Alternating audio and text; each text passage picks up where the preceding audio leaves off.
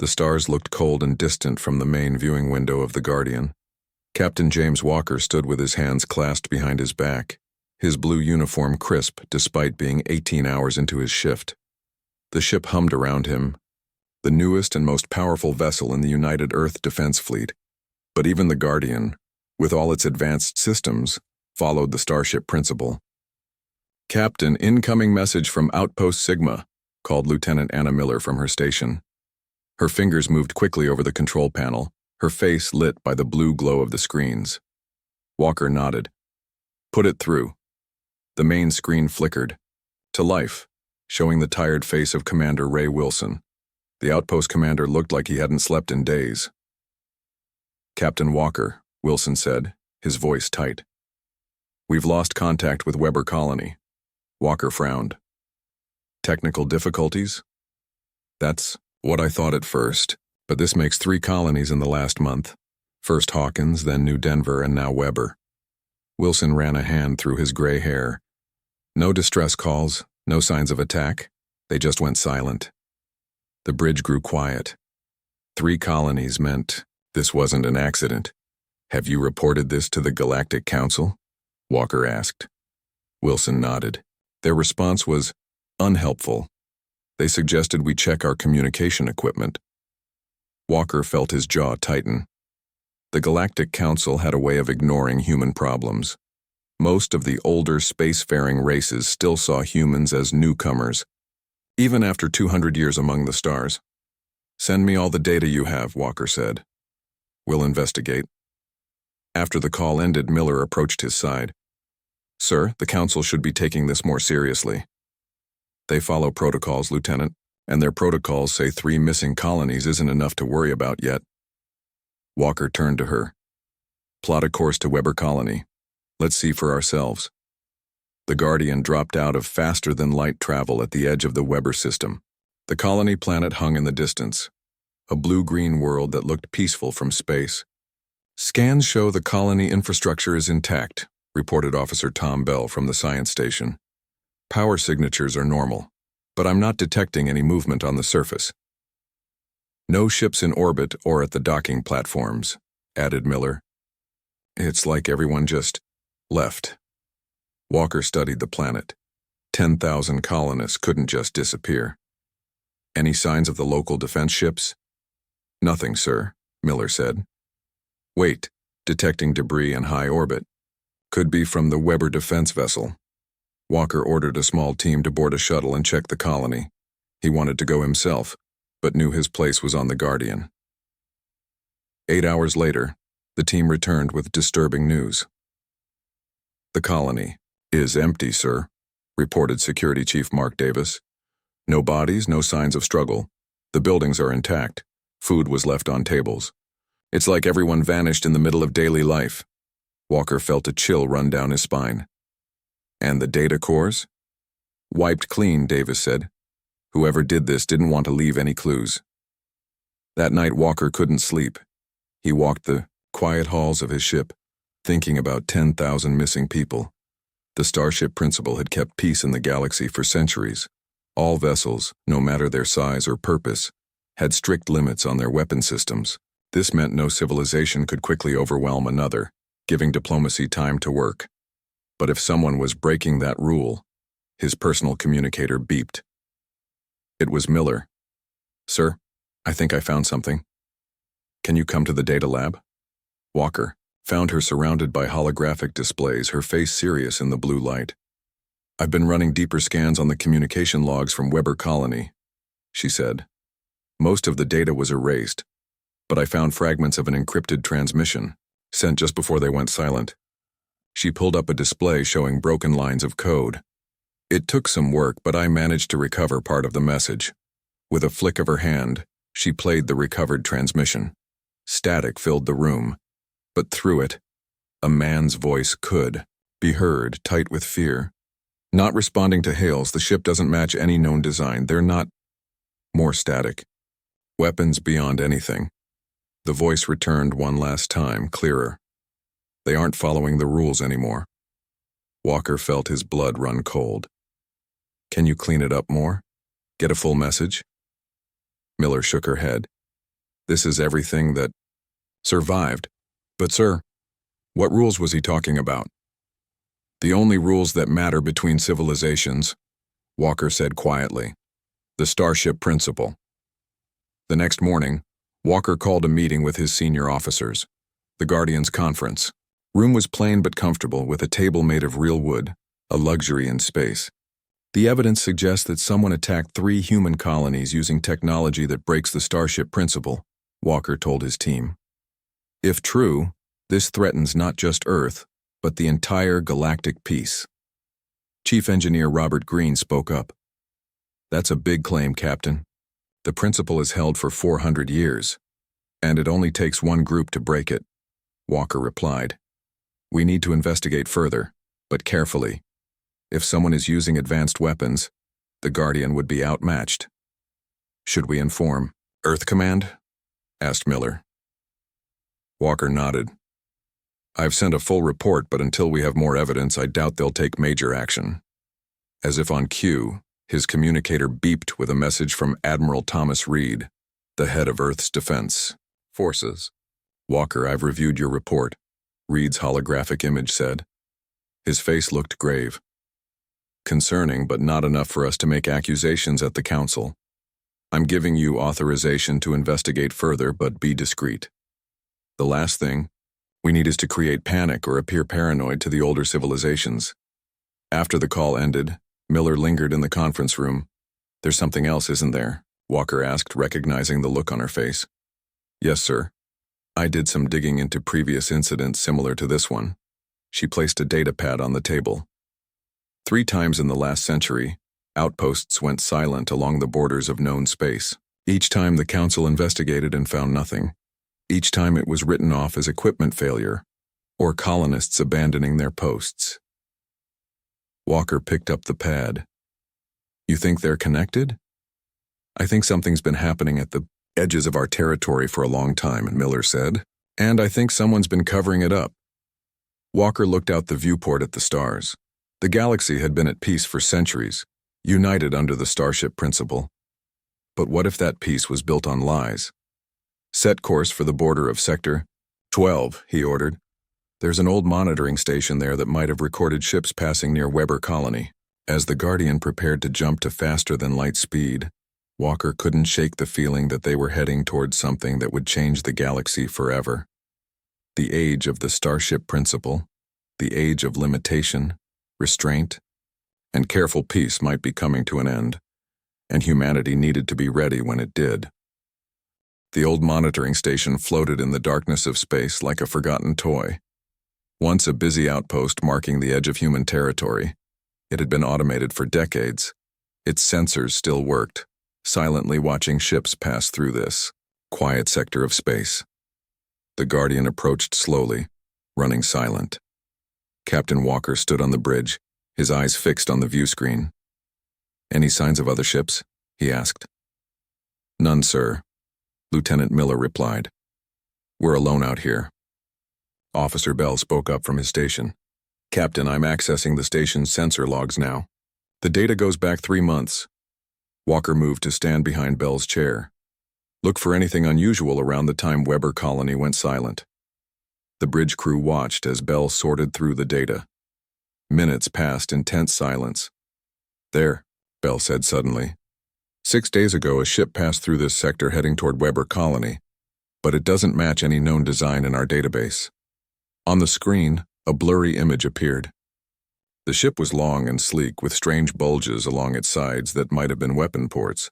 Walker had never seen anything like it. Can you enhance the image? He asked. Bell tried, but the picture remained fuzzy. This is the best I can do with the old sensors, but I did find something else. He pulled up another screen. The station recorded energy readings from the ship. If these are accurate, its power output is, well, it's 3 times what should be possible under the Starship Principle. Walker felt his stomach tighten. Any markings we can identify? Miller leaned closer to the screen. There, on the hull, that symbol. She tapped at her console, searching the database. It belongs to the Thar Collective. The Thar? Walker frowned. They're one of the oldest peaceful races in the galaxy. They helped write the Starship principle. Maybe they're not so peaceful anymore, suggested Davis from his security station. Walker shook his head. Let's not jump to conclusions. Plot a course to the Thar border. Maybe we can— Captain, Miller interrupted, her voice urgent. I'm picking up a distress signal. It's weak, but it's definitely coming from just outside this system. Put it through. Static filled the bridge, then a broken voice. Require immediate assistance. We are a Thar science vessel under attack by unknown. The message cut out, then returned. Weapons unlike anything. Help us. Walker didn't hesitate. Set course for that signal. Maximum speed. Prepare for possible combat. The Guardian shot through space toward the source of the distress call. Within minutes, they dropped out of faster-than-light travel into a scene of destruction. A Thar vessel drifted in space, torn apart by what must have been powerful weapons. Pieces of the ship floated around it like a cloud of metal snow. The ship's main section was still intact, but dark and lifeless. Life signs? Walker asked. Bell shook his head. None, sir, but the ship's core is still stable. We could send a team to investigate. Walker nodded. Prepare a boarding party. I'm going with them. Miller looked surprised. Sir, protocol says— The captain should— I know what protocol says, Lieutenant. Walker cut her off. But I need to see this for myself. The inside of the Thar vessel was cold and silent. Walker led a small team through the darkened corridors, their flashlights cutting through the gloom. The air was thin but breathable. The Thar breathed the same air mix as humans, Walker explained as they moved deeper into the ship. It's why our species have always gotten along well. They reached the bridge to find it empty of life. The Thar, known for their tall, slender bodies and calm demeanor, were nowhere to be seen, but the ship's computers still worked. See if you can access their logs, Walker ordered.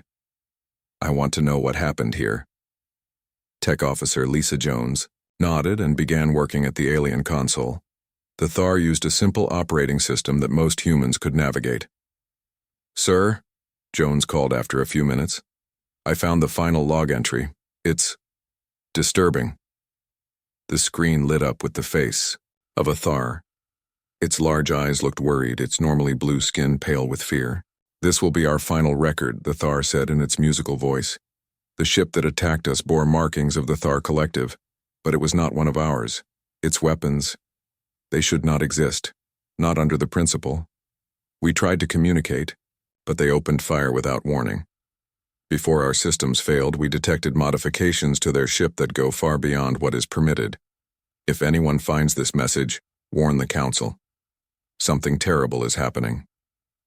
The recording ended. Walker felt a coldness that had nothing to do with the ship's failed life support. Keep searching, he told his team. I want to know everything about this ship and what happened to it. As they explored further, they found something even more alarming in the cargo hold. Weapons. Advanced weapons that the peaceful Thar shouldn't have had. These don't match any known Thar designs, Davis said, examining one of the rifle-like objects. They're more advanced than anything I've seen. Walker picked up one of the weapons. It was lighter than it looked, the metal warm to the touch. They were preparing for something, arming themselves despite the principle. Captain, Miller called over the comm. You need to return to the Guardian immediately. We're receiving an emergency transmission from Earth. Back on the Guardian, Walker watched as Admiral Reed's face filled the main screen. The Admiral looked grim. Walker, the situation has escalated, Reed said without preamble. The Galactic Council has called an emergency summit. 7 major civilizations have reported missing colonies or outposts. This isn't just happening to us. Walker shared what they had found on the Thar vessel. Reed's expression grew darker with each word. This confirms our worst fears, the Admiral said. Someone is violating the Starship principle on a massive scale. I need you to return to Earth immediately. The Council representatives will arrive in 48 hours. As the Guardian set course for Earth, Walker stood alone in his quarters, thinking about what he had seen. The Starship principle had been the foundation of peace for centuries. Every civilization agreed to limit their military technology, ensuring that no one could gain too much power too quickly. Without those limits, war would return to the stars. And from what he had seen on that Thar vessel, someone was already preparing for it. His door chimed. It was Miller. "Sir, there's something else you should know," she said. "I analyzed the weapon we found. It has components from multiple civilizations: Thar, human, and at least 3 others. Whoever built it had access to technology from across the galaxy." Walker considered this. "Not a single rogue group, then. This is bigger." "Yes, sir, and one more thing." Miller hesitated. The computer picked up a name in the Thar logs, something called the Vanguard. Before Walker could respond, the ship's alarms blared. "Captain, to the bridge," came the urgent call over the comm system. When they arrived, Bell was at his station, his face pale. "Sir, we just received word from Earth. A fleet of unidentified vessels has appeared near Jupiter. They're heading toward Earth with weapons powered up." Walker felt his heart sink. The peace had already been broken, and humanity was the first target. The Guardian pushed its engines beyond safe limits, racing toward Earth. On the bridge, Captain Walker watched the status reports with growing dread. Earth's orbital defenses were engaged with the unknown fleet, but the reports weren't good. "How much longer until we reach Earth?" Walker asked. 3 hours at current speed," Miller replied, her face tense. "But the battle might be over by then." Walker gripped the arms of his command chair. "Can we go any faster?" Chief Engineer Green's voice came over the comm. "Captain, the engines are already running hot. Push them any harder, and we risk a core breach." Walker closed his eyes for a moment. His ship, the most advanced in the human fleet, might arrive too late to help. "Sir," Officer Bell called, "I'm receiving a new transmission from Earth Defense Command. Admiral Reed is requesting to speak with you." Reed's face appeared on the main screen. Behind him, Walker could see the command center was in chaos, with officers running back and forth. "Walker, the situation is critical," Reed said, his voice steady despite the obvious strain. "The enemy fleet consists of 23 ships of unknown design. They've already destroyed 3 of our orbital platforms." "What about evacuation?" Walker asked. "It's underway, but there's not enough time to get everyone off planet." Reed's expression hardened. "I've made a decision, Walker. I'm activating Protocol Prometheus." Walker felt his breath catch. Protocol Prometheus was a last resort measure, something discussed only in the most classified briefings. "Sir, are you sure?" Walker asked. "Once we cross that line—" "The line has already been crossed," Reed interrupted. "The Starship principal is dead. We need to accept that reality and respond accordingly." He looked directly at the camera. "Your ship has hidden capabilities, Captain. It's time to use them." The transmission ended, leaving the bridge in stunned silence. "Captain," Miller said quietly, "what is Protocol Prometheus?" Walker stood up. "Lieutenant Miller, Chief Engineer. Green, come with me. The rest of you continue on course for Earth." Deep in the Guardian's engineering section, Walker led Miller and Green to a sealed door marked "Maintenance Access Only." He placed his hand on a scanner hidden behind a panel. "Captain, James Walker authorization code Prometheus Alpha 97. The door slid open, revealing a room that shouldn't exist. Inside was a secondary control center filled with equipment neither Miller nor Green had ever seen before. "What is this place?" Green asked, his eyes wide. "The truth," Walker said simply. "For the past 100 years, Earth has been preparing for the day when the Starship principle might fail. Every ship in our fleet has a secret section like this one, containing systems that go far beyond what the principle allows." He moved to a control panel and entered a series of commands. Throughout the ship, hidden compartments began to open, revealing weapons and technology that had been concealed even from the crew. "We never wanted to use these," Walker continued. "The principle kept the peace. But now that others have broken it, we have no choice." Green ran his hand over one of the newly revealed control panels. "These power readings, they're impossible." "Not impossible," Walker corrected him. "Just forbidden. Until now." Miller looked at her captain with new eyes. "You knew about this all along?" Only ship captains and the highest levels of Earth Command are briefed on Prometheus. Walker met her gaze. I didn't like keeping secrets from my crew, but it was necessary. A notification beeped on the main console. Walker checked it and nodded grimly. It's happening across the fleet. Every Earth ship is activating their hidden systems. He turned to Green. Chief, I need you to integrate these new systems with our main controls. We have 3 hours to learn how to use weapons no human has ever fired in combat. The battle over Earth was visible from millions of miles away. Flashes of light marked the destruction of ships and defense platforms. The unknown fleet, the vanguard as they now knew, had pushed past the outer defenses and was approaching Earth orbit. The Guardian dropped out of faster-than-light travel at the edge of the system, joining 5 other human warships that had responded to the distress call. Status report, Walker ordered as they approached the battle. 17 enemy ships still active, Bell reported. Earth's orbital defenses are at 30% capacity. Civilian evacuation is ongoing, but slow. Walker opened a channel to the other human ships. This is Captain Walker of the Guardian. Protocol Prometheus is active. All ships, prepare to engage with full capabilities. On the main view screen, Walker could see the enemy fleet. The ships were sleek and powerful, unlike any known design. They moved with precision, targeting Earth's defenses methodically. They're well-trained, Miller observed, fighting as a unit. Walker nodded. Target the lead vessel. Let's show them what humanity has been hiding. The Guardian surged forward, its newly revealed weapons powering up.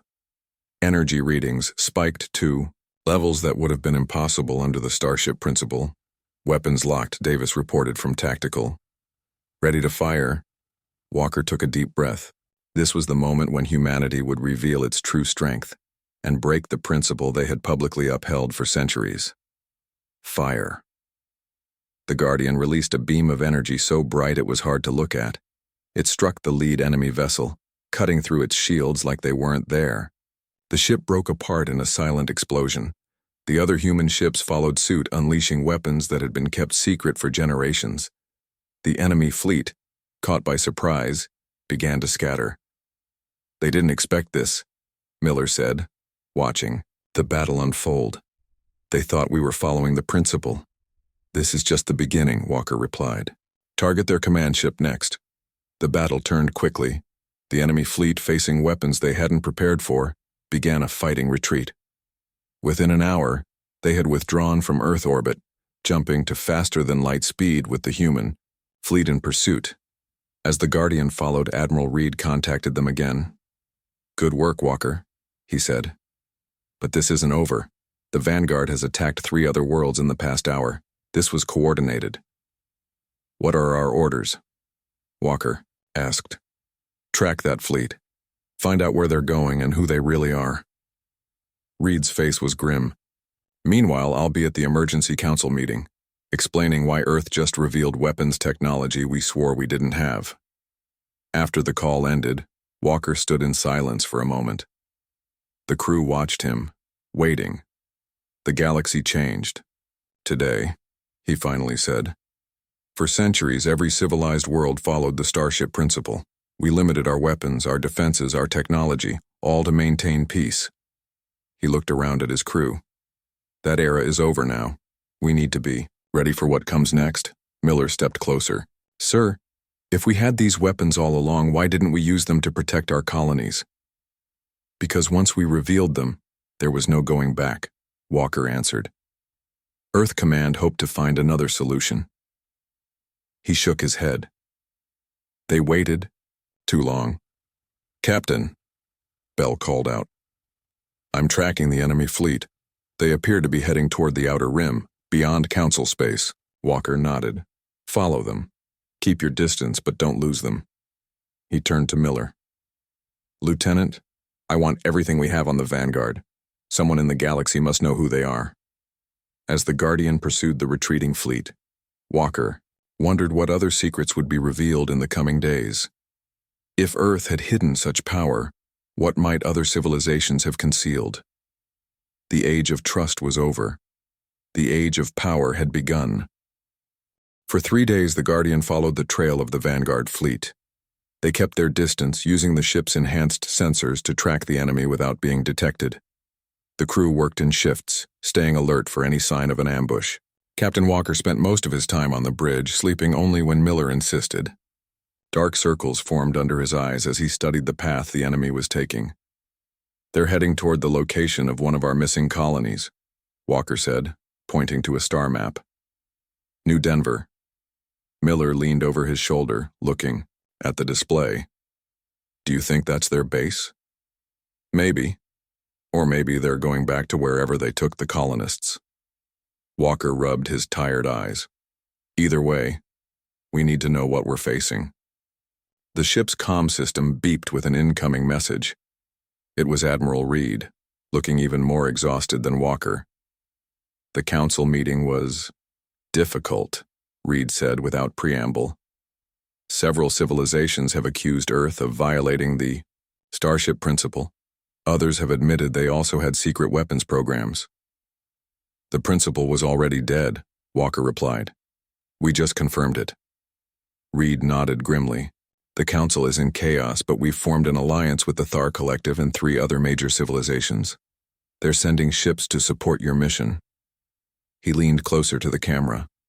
"Find out what happened to those colonists, Walker, and find out why the Vanguard is doing this." New Denver had been a thriving colony on a rich green world.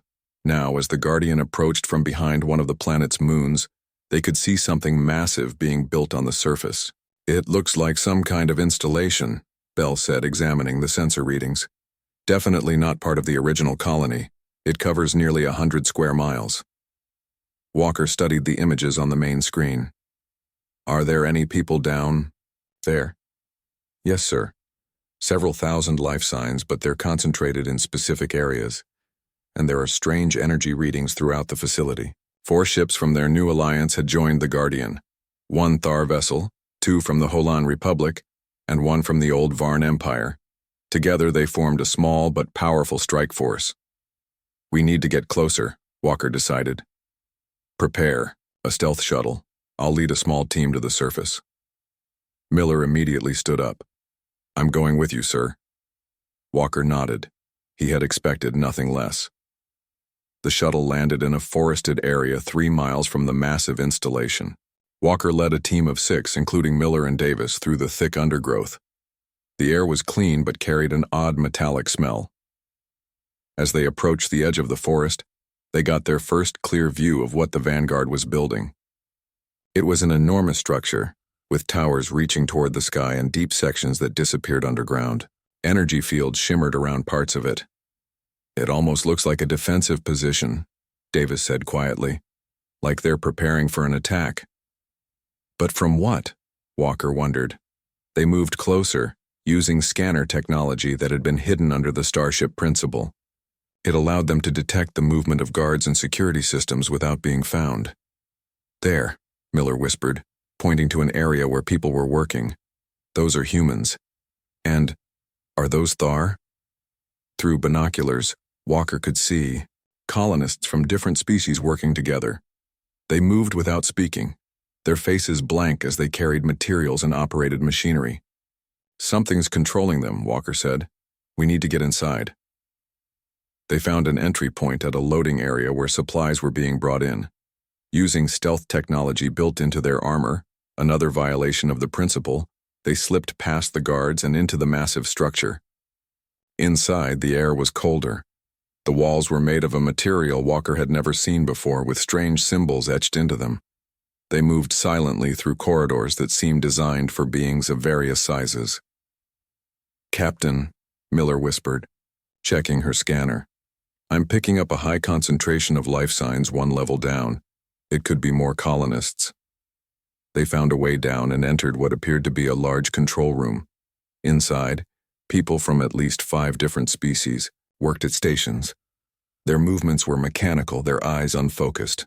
"They've been mind-controlled somehow," Davis said, scanning one of the workers. "Their brain patterns are all wrong." Walker noticed a separate room beyond the control center. Through its transparent walls, he could see a single figure standing at a large display. The figure was human, Wait here, Walker ordered. If something goes wrong, get back to the ship and warn the others. Using his stealth field, Walker approached the room. The door was unlocked.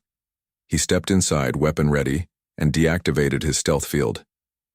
That's far enough, the figure said without turning around. I was wondering when Earth would find us.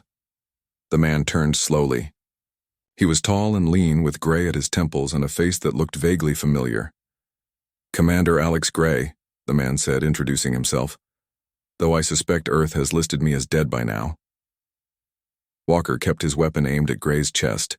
You were on the deep space mission to Sector 19. Your ship was reported lost 10 years ago. Gray smiled without humor. Not lost. Enlightened.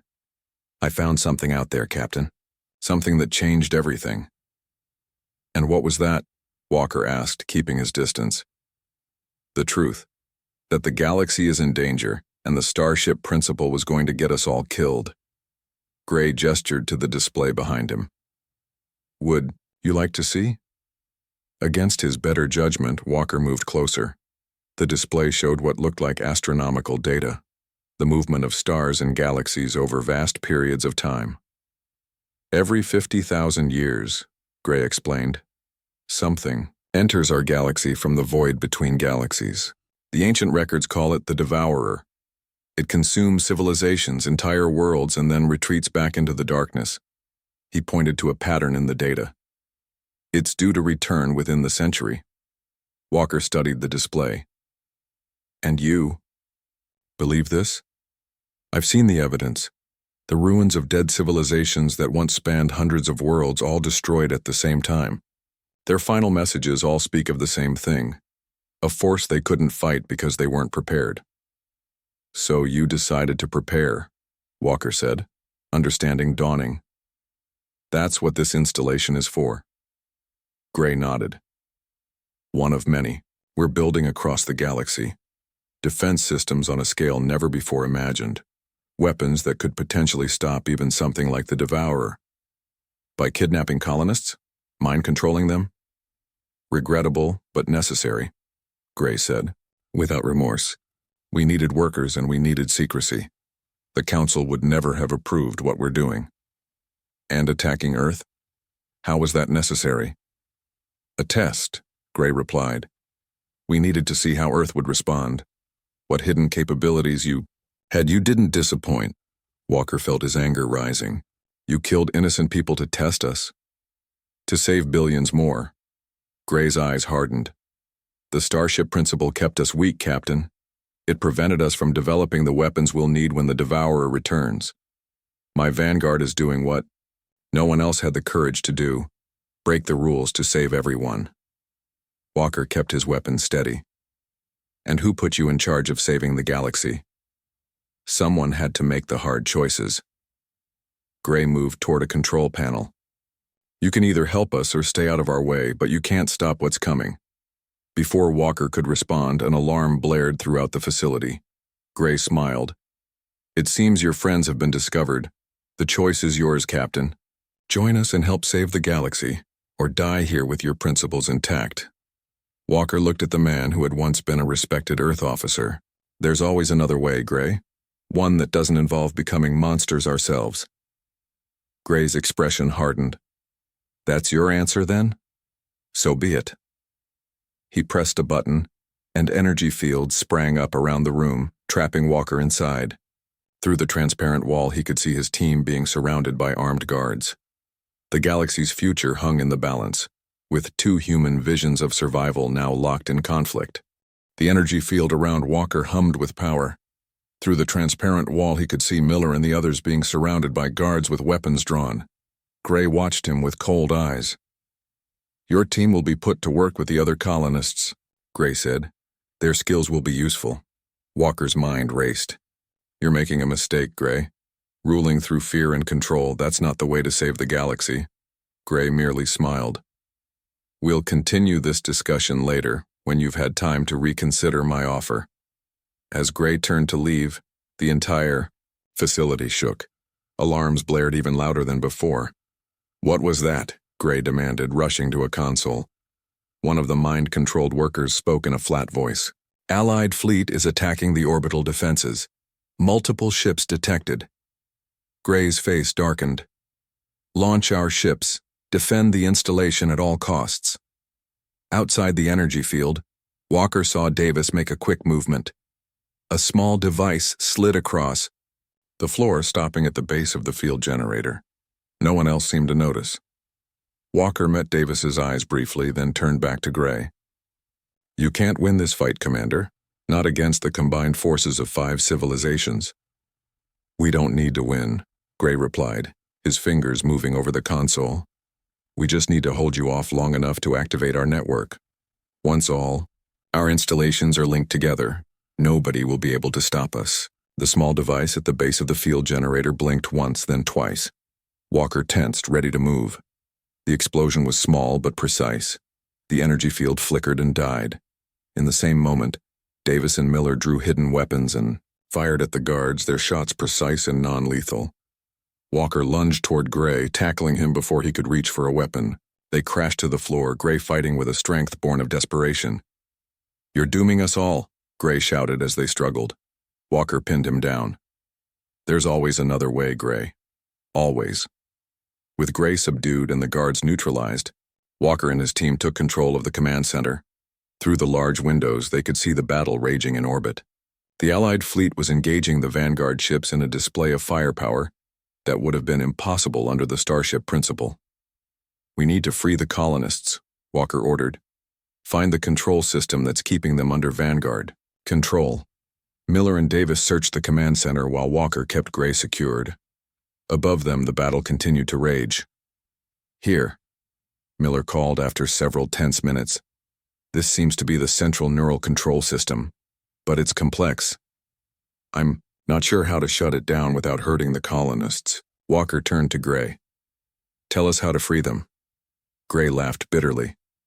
And undo years of work? Never.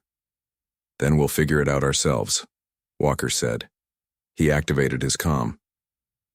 This is Captain Walker to Allied Fleet.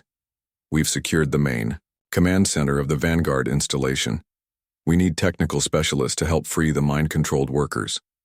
As they waited for support, Walker forced Gray to show them the evidence he'd found. The records of ancient civilizations and the coming threat he called the Devourer. This data, Miller said, examining it closely. It's compelling, if it's real. It's real, Gray insisted. I found it in ruins that were 50,000 years old. The pattern is clear. Walker studied the star charts and ancient warnings. Even if this threat is real, your methods were wrong. You could have brought this evidence to the Council. They would have debated for decades, Gray snapped. We don't have time for debate. And you don't have the right to decide for the entire galaxy, Walker replied. The technical team from the Allied fleet arrived an hour later. Working carefully, they managed to disable the neural control system. Throughout the massive installation, thousands of colonists began to wake from their mental prison, confused and disoriented. With the battle in orbit won and the colonists freed, Walker faced a new problem: what to do with Gray's evidence about the Devourer. In his quarters aboard the Guardian, Walker discussed the situation with Miller. If Gray is right, we're facing something far worse than the Vanguard, Miller said. Walker nodded slowly. But his solution was just as dangerous. Building weapons that powerful, controlling people's minds. Where does it end? He stared out at the stars, thinking about everything that had happened since they first discovered the missing colonies. The Starship principle had kept peace for centuries, but it had also kept civilizations divided, each secretly preparing for the day when the principle would fail. I think I know what we need to do, Walker said finally. 3 days later, on the neutral space station Harmony, representatives from every major civilization in the galaxy gathered in the Grand Council chamber. Walker stood before them, Gray's evidence displayed on the main screen. The Starship principle served us well for centuries, Walker began. It prevented wars and gave diplomacy time to work, but it also created distrust. Every civilization here developed secret weapons, hidden capabilities that went beyond the principle. We all prepared for the day when someone would break the rules. There were uncomfortable shifts among the representatives, but no denials. Now we face a potentially greater threat, Walker continued, displaying the evidence about the Devourer. Whether this threat is real or not, we can no longer afford to work separately, each civilization hiding its strengths from the others. Walker looked around the chamber, meeting the eyes of representatives from species he'd never even seen before. I propose a new principle, he said. Not one of limitation, but of cooperation. Instead of hiding our technologies, we share them. Instead of building weapons in secret, we build defenses together.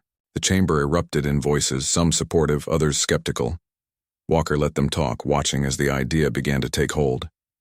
Finally, the ancient representative of the Varn Empire stood, silencing the room.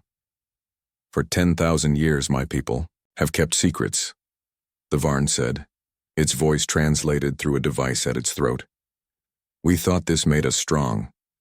Perhaps it only made us alone. One by one, other representatives stood, offering cautious support for Walker's proposal. It would not be easy. Centuries of distrust would not disappear overnight. But it was a beginning. As the meeting continued, Walker stepped outside to a viewing area overlooking the stars. Miller joined him there. Do you think it will work? She asked. I don't know, Walker admitted. But I believe it's better than Gray's way, and better than going back to the old principle. They watched as ships from dozens of civilizations moved around the station, no longer hiding their true capabilities.